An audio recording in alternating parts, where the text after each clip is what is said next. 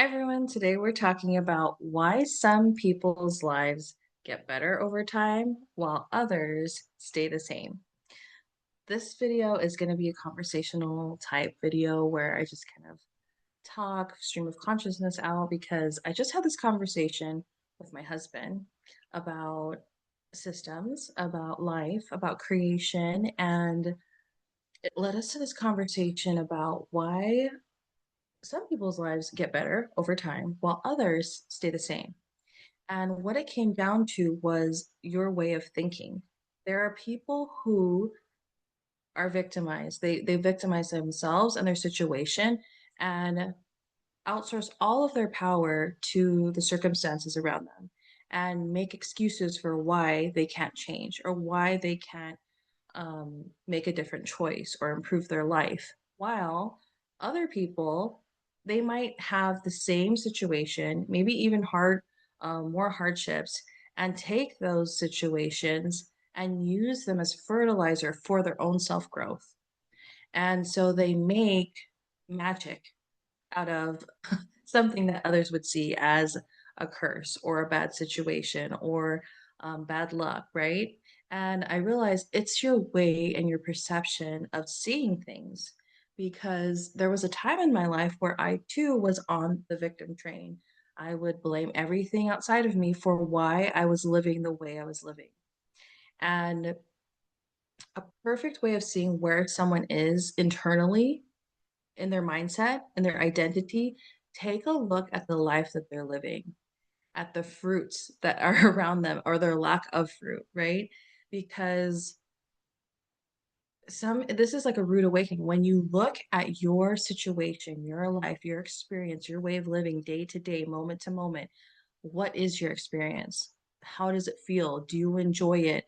Do you feel joyful and grateful and full of love? Or are you bitter, resentful, and hate waking up in the morning? Because all of those things are indicators to you and your awareness that you can change, that you can make the choice to create a different experience for yourself. And so again, I've lived this for many of my life, all the way up until my 20s, of why my life was so shitty. Living at home with my parents still in my mid to late 20s, working several jobs just to get by, and all of them were not related to the career I wanted at the time. And not making very much money, didn't have really great friendships. In fact, I was surrounded by people who were rude to me, who reflected my own really low self worth back to me. And I constantly played the victim. I blamed my upbringing. I blamed the way my parents treated me. I blamed the abuse I experienced as a child. I blamed this and this and this and all these things until it came to a point where I was just tired of being tired of my life. And and this is where I think, God definitely has a place in this because and everything is divinely orchestrated because for me that awakening was sparked by my husband. I met him and I didn't know he was going to be my husband, but he was when I met him, he was like any other person. He wasn't like any other person I'd ever met before. And he was just very matter of fact, unapologetically himself. And we had this conversation when we first met, and he asked what I did. And I think I told him at the time, oh, I work as a behavior office or behavior support team assistant because I was wanting to be a teacher, but this was a job that came up, an opportunity came up that I enjoyed doing, but again, wasn't what I intended to do with my life. And so he was like, oh, but you went to school for teaching. And I was like, yes, I did. And then he was like, well, then why aren't you a teacher?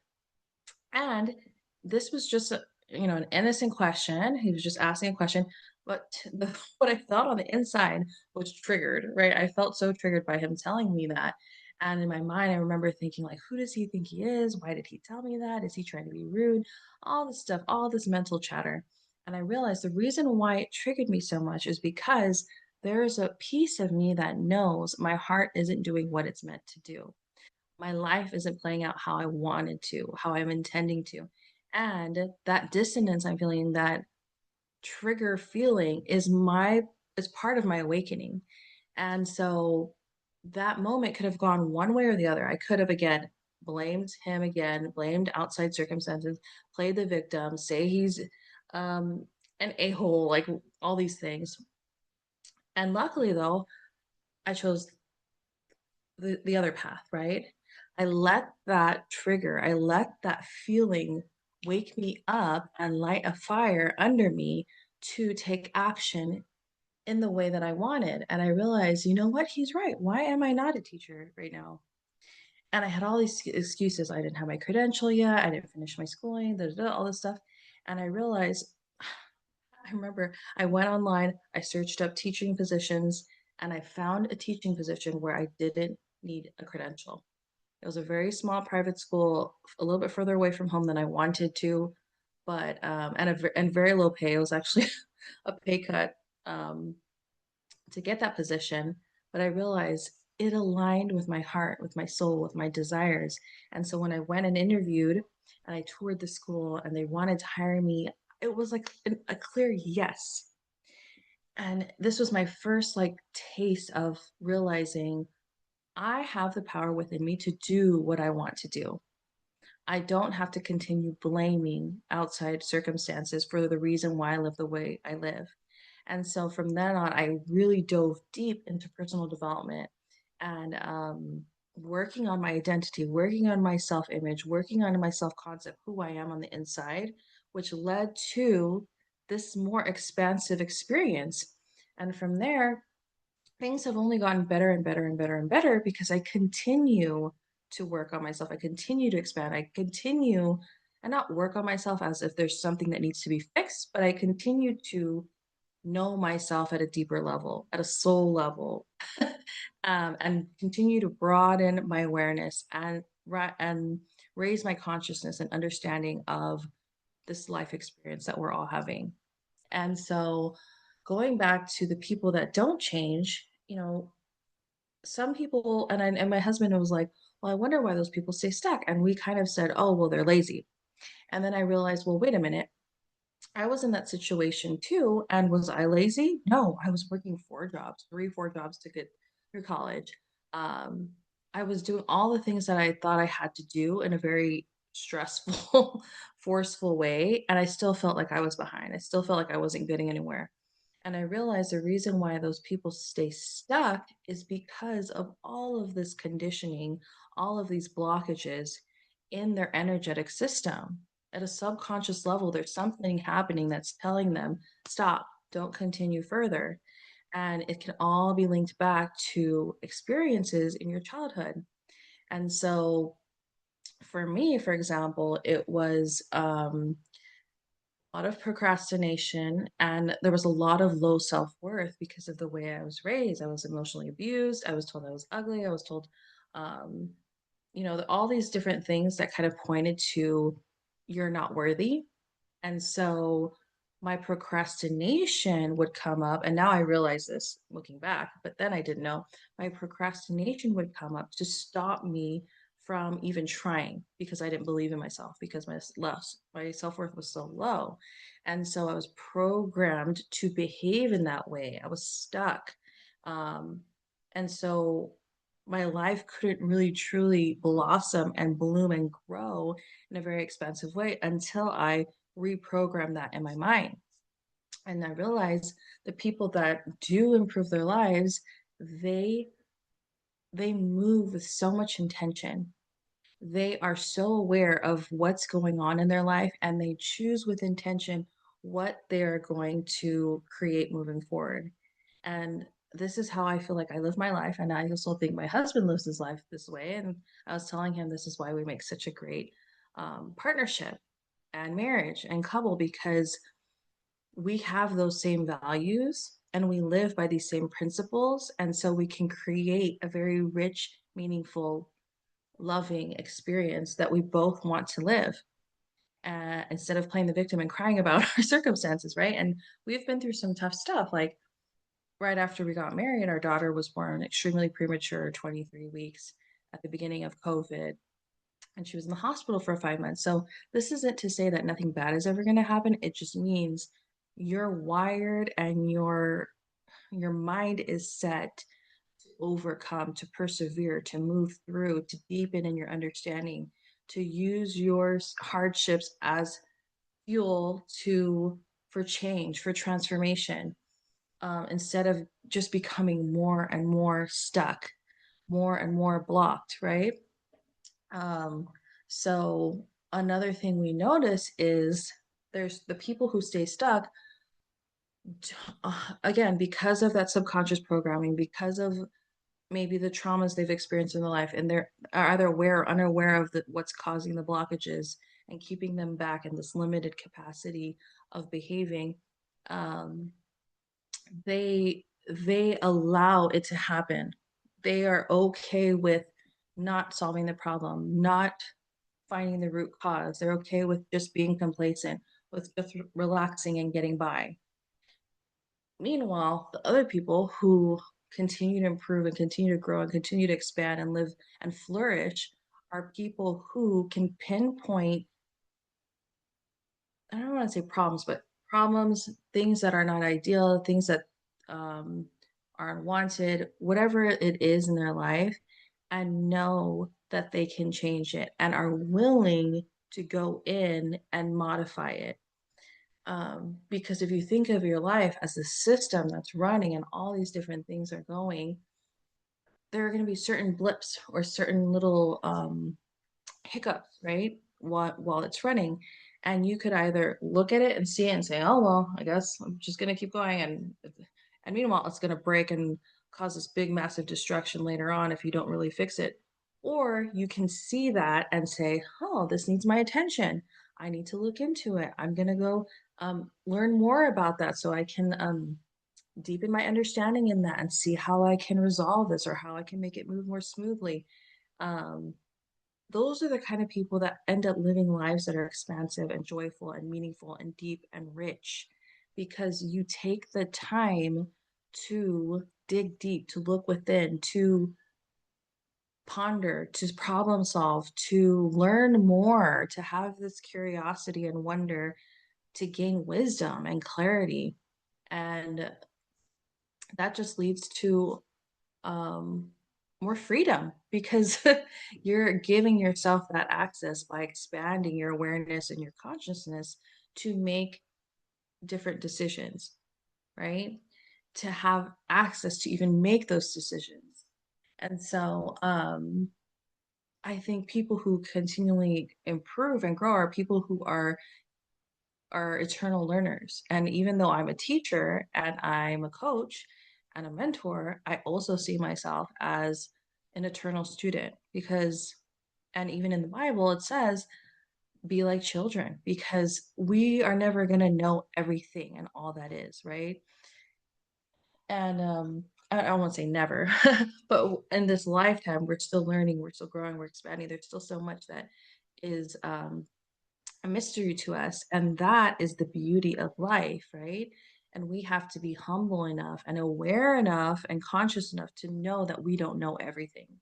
And so when you know that you don't know, you go and seek and find the answers. And when you seek and find the answers, you gain more wisdom, you gain more clarity. Um, and this kind of leads to the last thing me and my husband talked about what people have in common about when they expand and multiply and grow their lives is they act. And my husband was describing it as he was saying like they might have all this book knowledge, but if they don't actually create the product or create the system or create whatever it is they're creating, then it's useless. And he's talking about work, but I also realize like this can apply to life, right? It's so true. It's embodiment. What he and I told him what you're describing in a spiritual sense is embodiment, is because you might know all the spiritual wisdoms, you might know all the universal laws, you might know this or that or something you read in a book, right? Book smart, all the things, all the facts.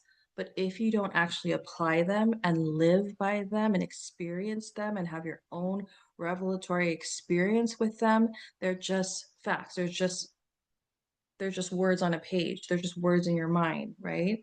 And so part of this expansive feeling and creation of abundance and prosperity and things in your experience that you're in your life that you're growing is the ability to take what you know, take what you've learned, apply it and live it and make the connection of that information with your lived experience. And that is what wisdom is. And so, but you cannot have that, you cannot gain the wisdom if you never act on it, if you never try, if you don't have the courage to go out there and do something with it. And so this was me for a long time too, where I just sat and like read a bunch of books, listened to a bunch of podcasts, did all these things, um, consume, consume, consume. And, with the internet now, that's what a lot of people are doing. But when you gain that knowledge, what are you doing with it? Are you actually going out there and applying it to your life? Are you actually going out there and changing your habits, changing how you move second to second, day to day, minute to minute? Are you becoming more aware and present and choosing in the moment your response instead of your reaction? All those things, are you applying it to the way that you be, to the way that you are? And that in itself is a game changer, right? Because when you do that, again, you gain the access to that wisdom through experience and the clarity and the becoming. It changes your identity when you take action in a meaningful and intentional way, as opposed to just moving through the world on autopilot without even thinking, without even being aware, without even being conscious of how you're moving through your life. And yeah, so let me know what you think about these. This is such a great conversation, and I think it was sparked because I was like looking through old photos. Someone asked me for a photo of something, but I was looking through old photos and I kind of went down memory lane and watched and looked through a bunch of photos from when me and my husband first got married up until now. And I realized every single year, we've been married for what, 6 years now. Every single year, our life just gets better and better and better and better and better.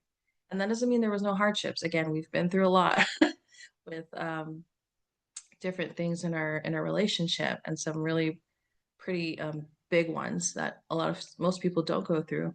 And but again, it just gets better and better and better and better and better. And I truly believe it's because of these things that I've said today. And the last thing I'll add is being rooted in God, being rooted in something greater than yourself. And this, I'll speak for myself. It's like when you root yourself in God, it's like all the execution, all the action, like when I was going super into personal development, um, none of that would have meant anything. I would have burned myself into the ground doing all of that at some point. Yes, at first hand, it was improving my life. But if I continued down that path without God in it, I would have just burned myself into the ground. And I realized this is why, again, some people's lives don't get better and other people's continue to blossom and grow and expand and multiply. Is because I truly believe when I found God, especially the personal development, the execution, the go, check things off your list, um, do all the goals. Yes, they got me places, but I was quickly burning my energy and exhausted and tired. And was there really true meaning and richness in my life? To a certain extent, yes, but it felt limited. But now, with God at the center of my life, at the foundation of all that I am and all that I be, it is limitless. There's no limit to how I feel, how I create, to the depth of my knowledge. And I feel rooted and grounded in this solid foundation of truth that will help me grow and expand my life. And I can do all the personal development type things from a state of, and energy and awareness and consciousness that feels good because I have God flowing through me and to me and with me and in me, right? Whereas before, even though, yes, God was still there, I wasn't aware of it. I wasn't allowing it. I wasn't surrendering. I was bracing, right? Trying to control everything. So now it flows through me. It's effortless. It's easeful. It feels good. And that gives me um, persistence. That gives me patience. That gives me endurance. That allows me to move through life with consistency, with ease, with love, with joy, with gratitude. And it just makes life so much sweeter.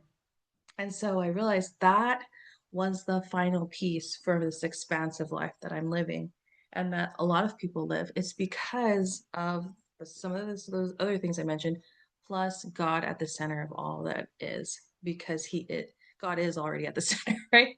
And it's just, it will change your life when you can figure these things out and when you can not just figure them out, but live these things out.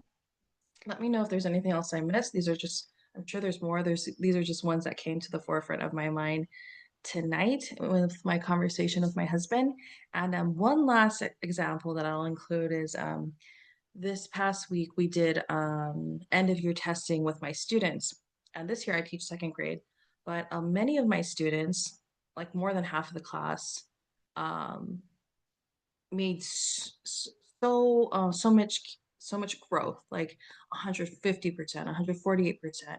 Some kids even 200 plus percent, 97%, 110%. Like there was just so much growth for reading and for math. And I realized most of them got more than 100% growth.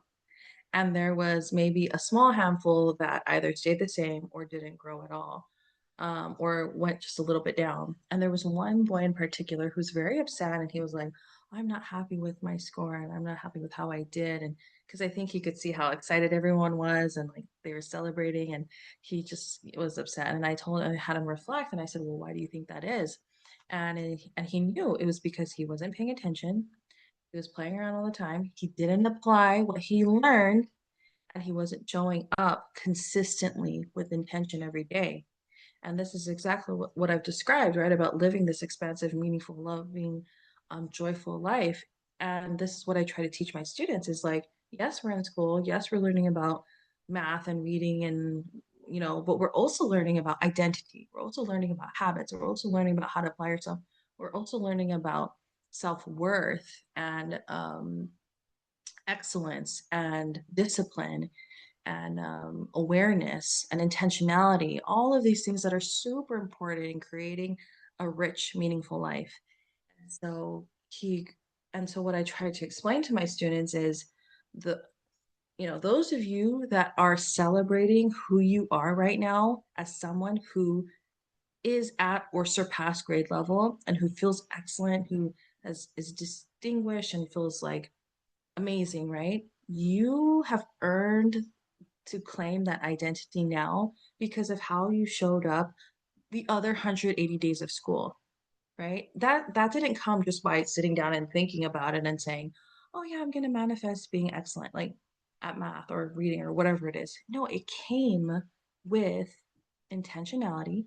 It came with faith, belief in the fact that you could do it. It came with showing up in an embodied way and not a perfect way, just an aware, conscious, intentional way and applied action. And plus, they had me who believed in them fully and who was helping them and leading them. And so this is why even like coaches are so important. Like a good coach is really important. Will help you grow and maximum and multiply your life in so many ways. But I told them like you showing up minute by minute, day by day, second by second, with your full awareness and conscious intention and self-discipline to focus on the task at hand. And you allowed yourself to become this present day self by showing up each minute by minute by minute. And meanwhile, the friends that showed up minute by minute but were playing around, not paying attention, unfocused, non intentional, you claim your identity now by what you practiced those whole time, by what you manifested, by what you allowed into your physical form. So it shouldn't be a surprise, right?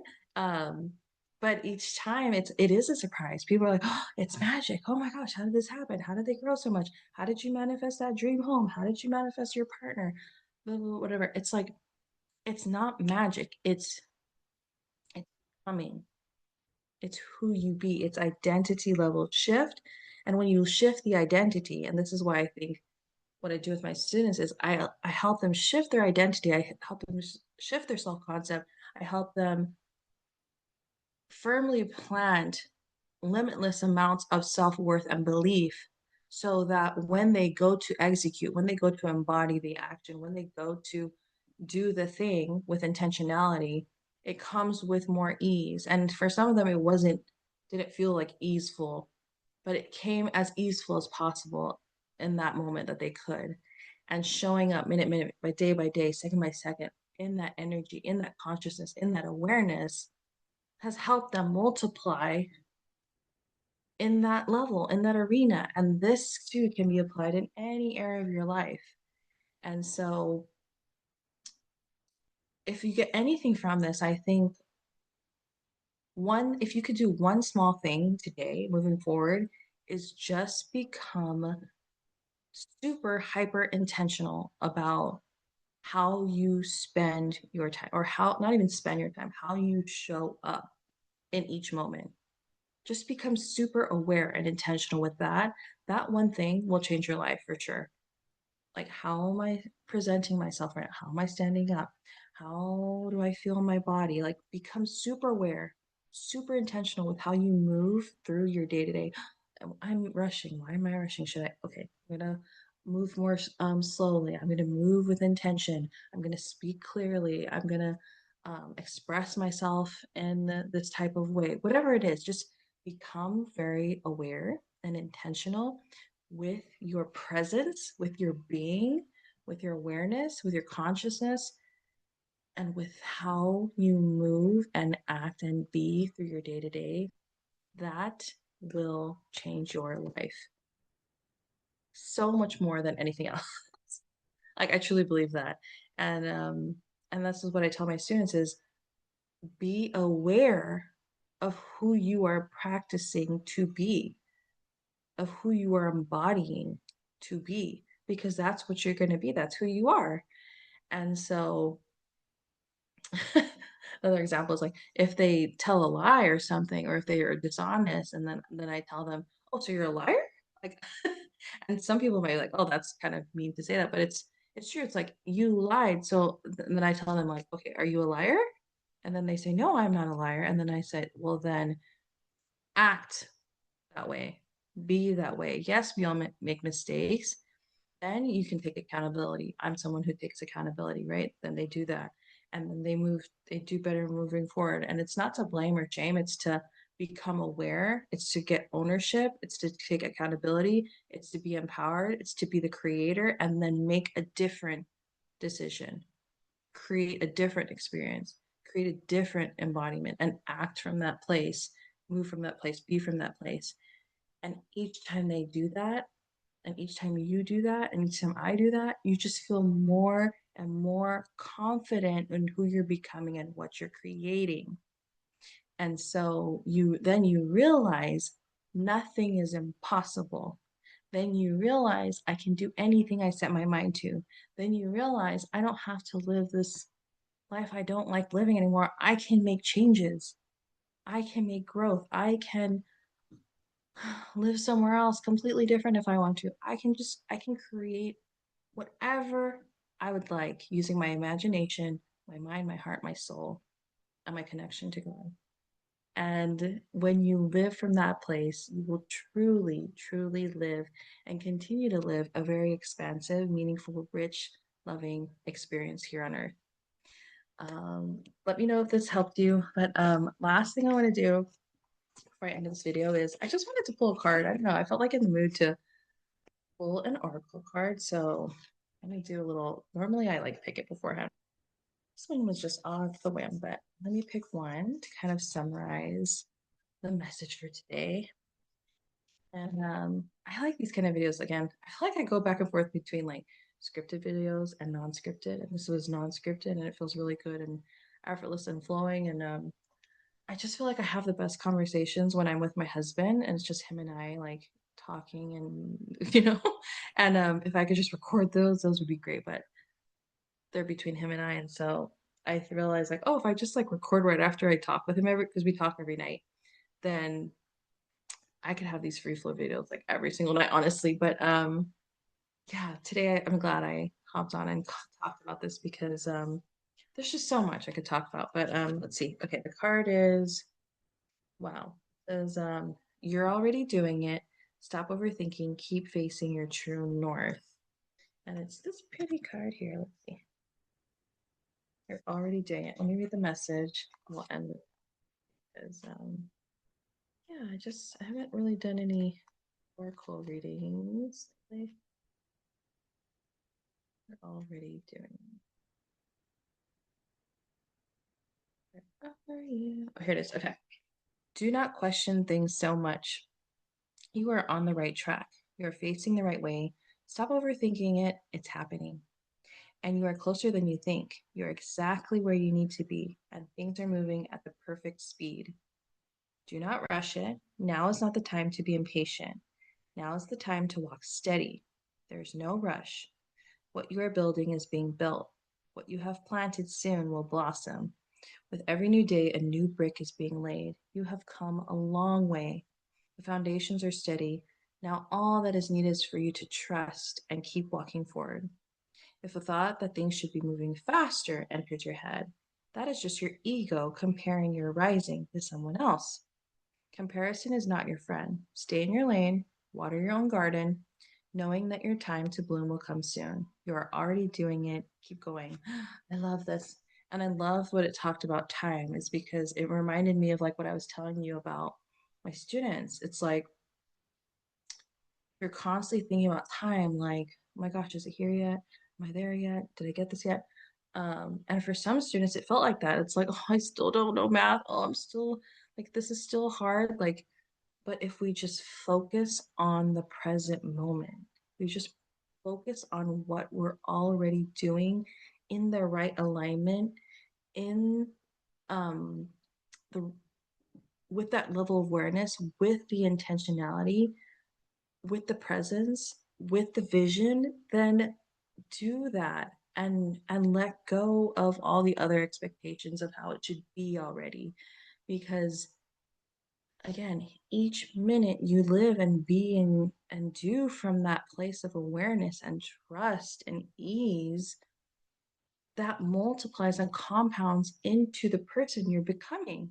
And so once you get there, like days later, you realize, oh my gosh, I'm this person now. Like it's that was amazing. But it's like, yeah, because you showed up with intentionality and presence all those other minutes, all these other days, all those other times. And so just trust this present. Trust that you're already doing it. Trust that who you are now is enough, is more than enough, is limitless. And live and be from that most expansive place now in each minute, in each moment, and watch yourself transform right before your eyes because you are already it. You are already that which you are seeking.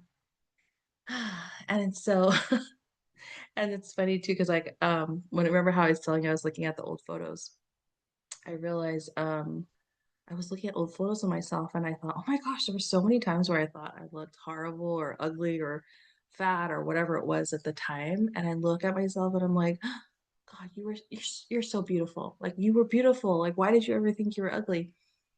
And I realized again, I was already that which what I was seeking, but I didn't allow myself to be it because of my beliefs. They were blocking me. And now that I have clarity, now that I have vision, now that I can see truth, I get to choose my experience. And you too get to choose your experience.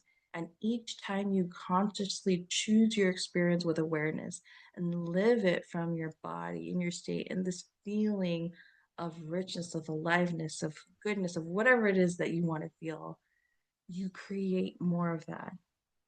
You solidify that. You stamp that into your existence now.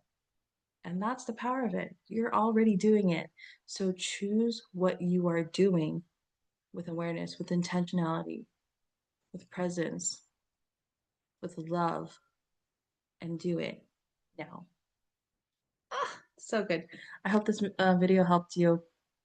Let me know if you have any comments or questions down below, and I'll see you next time.